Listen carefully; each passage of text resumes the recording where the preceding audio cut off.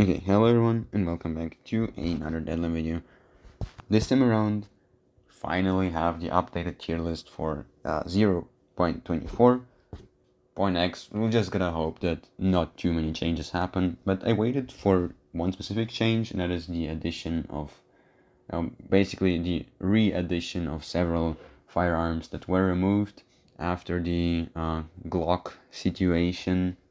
But some still aren't back, like the HK416, the MP5, and of course the Glocks themselves. But yeah, it's fine. We can talk about the existing options for now. So we're gonna start it off.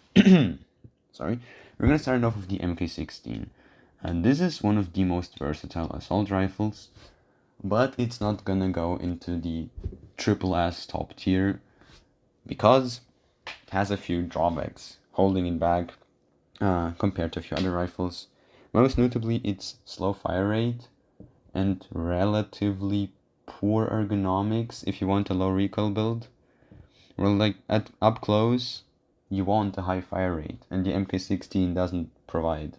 And if you're shooting at range, or like at mid-range, high ergonomics would still be really advantageous, even if you are going for a low recoil.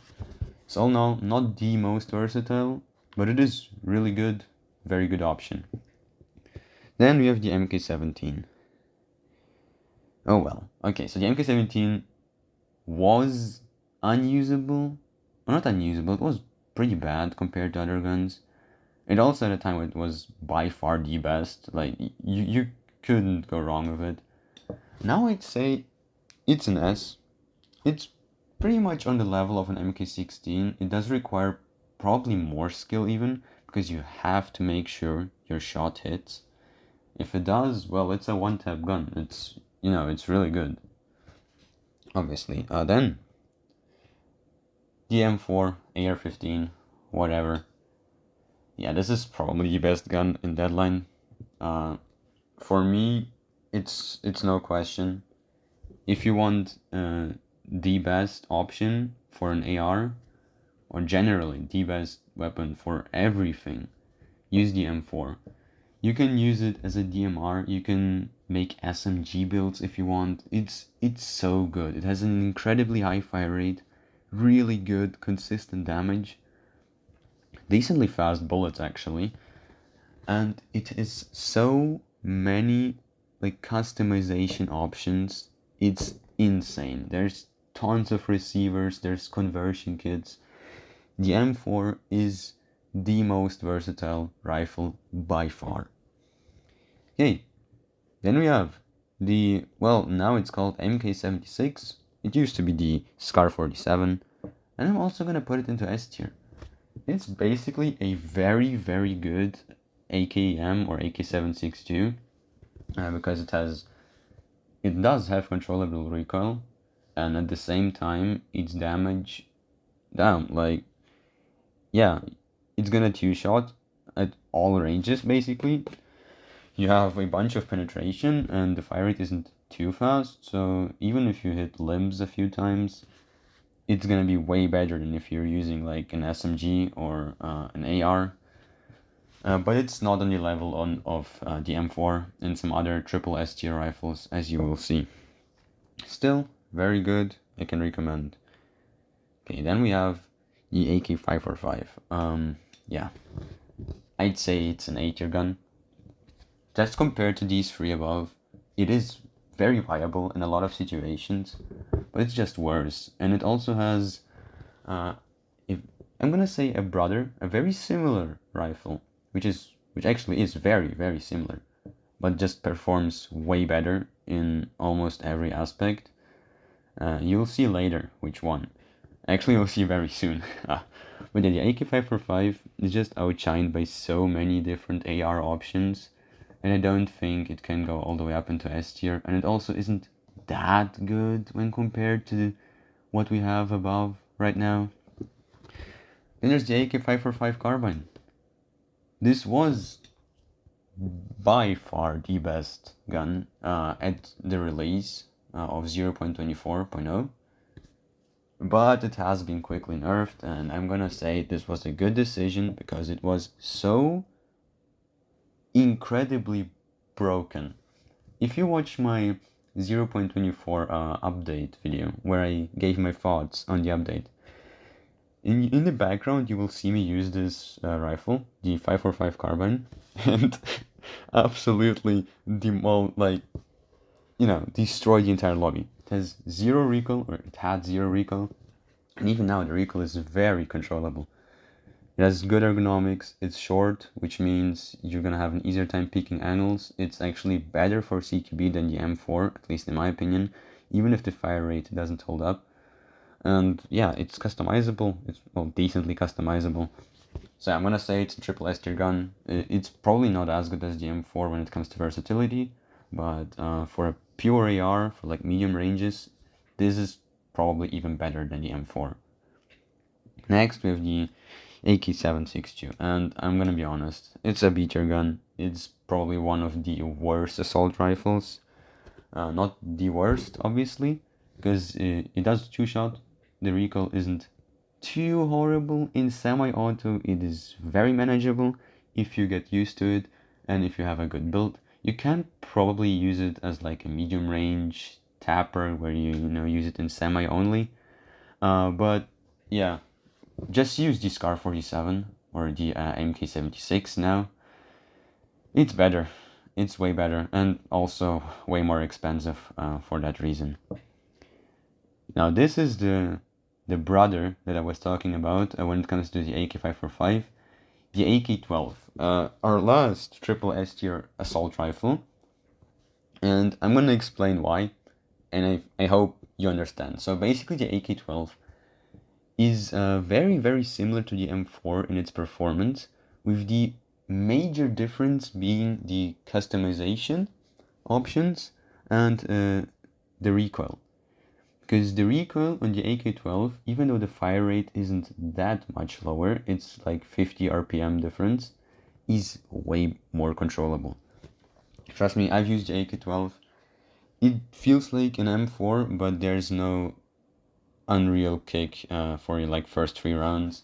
So if you're newer to the game and you want a very consistent, very good AR, go for the AK-12. It's gonna do the same job as the M4. You're just gonna waste less rounds and have less recoil. So yeah, it's really good. Oh man, the AK-308, yeah, I have some history with this one. I'm mainly known for being a huge hater of it, but I can't put it into like B or C or even D, because it's not that bad actually. The AK-308 is just like the MK17, a rifle chambered in, well, .308, which means it can one-shot up to basically an infinite range if you have the right attachments. And it is possibly the DMR if you want one. Maybe the MK17 is better for that. It's generally better for everything in this caliber. But the AK-308 really is not that bad. I have used it specifically to make this video, to give it another chance, and it was good. I could get some high kill games, but it really wasn't as consistent as, well, basically every other option that we had so far. Probably even the AK-762 is more consistent, but in theory the AK-308 is better, because, well, it can one-shot.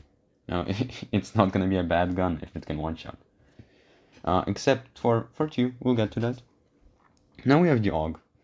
The AUG A3, yeah, it's A tier. It is very good in the sense that you really don't have to build it a lot, and it also has a very powerful 9mm conversion kit, which turns it into a deadly SMG. Like it's really good. You have a long barrel, and even if you put a silencer on it, it's not that much longer than some of the SMGs in the game. Of course, there is going to be a difference, but to compensate for that, you get really good recoil. It just feels good to use. The 5.56 variant, it's great in semi as a DMR. I like to use it as a DMR, but you can just use it as an AR for close and even medium range if you want. Yeah, the AUG 3 is pretty good. It just doesn't hold up to some of the customization options and the recoil that other rifles have. Now, the SA-58. This is gonna be the only .308 rifle which we're gonna have in B tier. And the reason is just horrible customization, and on top of that, you have horrible recoil and ergonomics. It's like the MK17, but worse in every single aspect. And well, the AK-308 at least is pretty customizable, so you can create some decent builds there. The SA-58 really doesn't have anything going for it in the, you know, from all the rifles that are one-shot.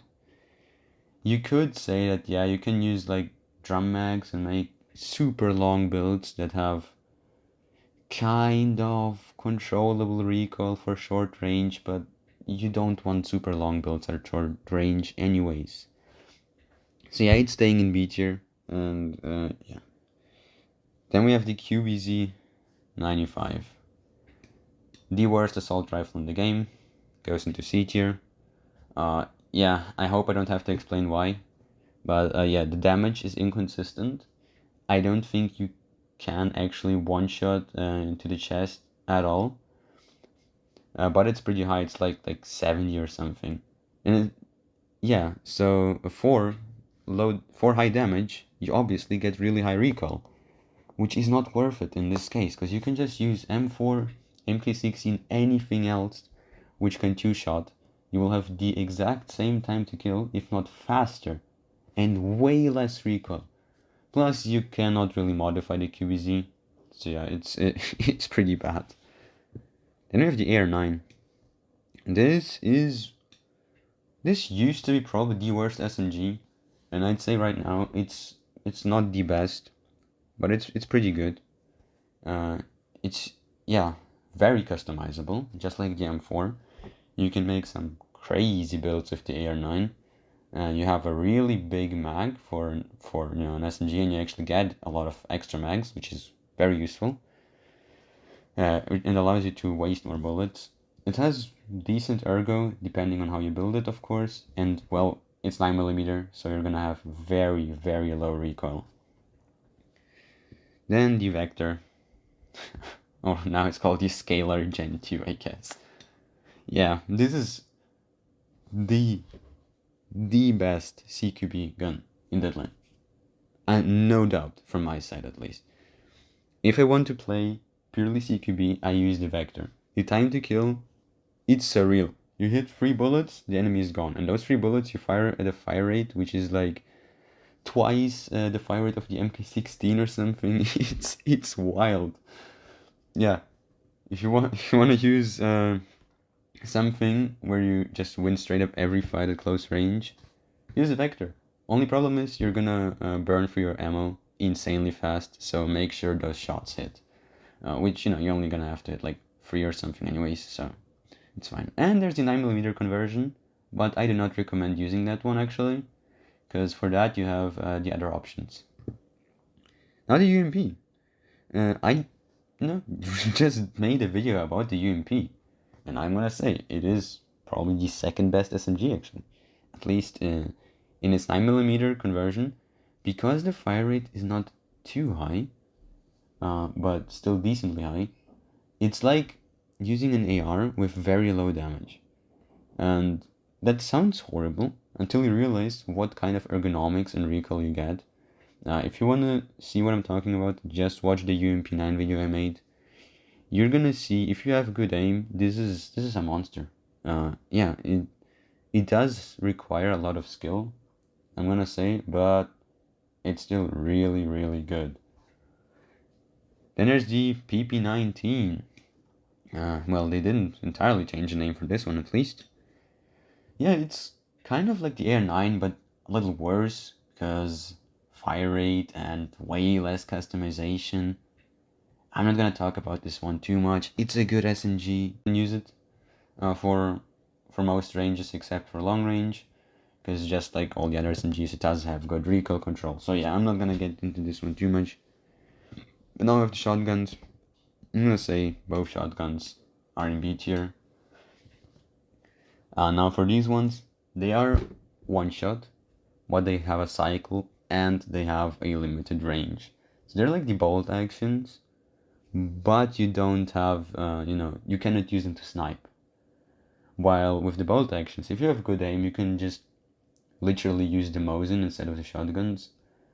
The biggest drawback is gonna be that your Mosin is gonna be way longer to achieve the consistent one shot. But it's not that big of an issue. The shotguns are just, in my opinion, the bolt actions with worse range. Moving on, we have the EDCX9, the best pistol, but I'm still gonna put it in C tier. For a secondary, it's probably gonna be like an S tier. It's really, really good for a secondary. You can modify it decently enough. You get, really good damage if you choose the right ammo, or you can go for really good recoil control, whatever you prefer. The only problem is it's quite heavy, especially for, a secondary, but still better than the Makarov and the Tula 33, which are both gonna go into D tier. Yeah, they're just not that good. No, they're way better options. Well, not anymore because the Glocks are gone, but the EDCX9 is the better option. Now we have the Mosin. Yeah, I'm gonna say the Mosin is like a B tier. Mosin is like just the M700, but a bit worse. There's not that much of a difference between the two. For me, this is a bit more of a personal pick, and I'm gonna say the M700 is a bottom of A tier. They're good, they're usable, especially as snipers. The M700 is more versatile because you can modify it way more. You can make more creative builds. You can even make short range builds if you just slap on a suppressor and use a short barrel. I did that. Yeah, it's gonna require a ton of skill. It's just like using the MK17, but with an additional challenge. Moving on to the last two weapons in that line. Okay, do I need to explain? First of all, you get what, like 3 shots in total? Yes, you can be extremely annoying if you know what you're doing on like Nuristan. But seriously, why not use the Mosin and Swanard? If you want to stay in range and just snipe and annoy people, use anything that's made for that. RPGs in Deadline suck, and that's good, because if you get killed by one, you like automatically your day gets way worse because they are so annoying, especially people who do know how to use them. And with that, we come to we're done with this tier list. I hope this one was more insightful than the last ones. I really did try my best to make this one as objective as possible. You could say the only exception to this is probably the Mosin and the M700, but they are very hard to rate because they are good snipers. But that's about it. And it's kind of same for the shotguns. You could say they're S tier or something. They can be insanely powerful, but in most cases, they aren't. So yeah, thank you so much for watching, and I'll see you in the next one.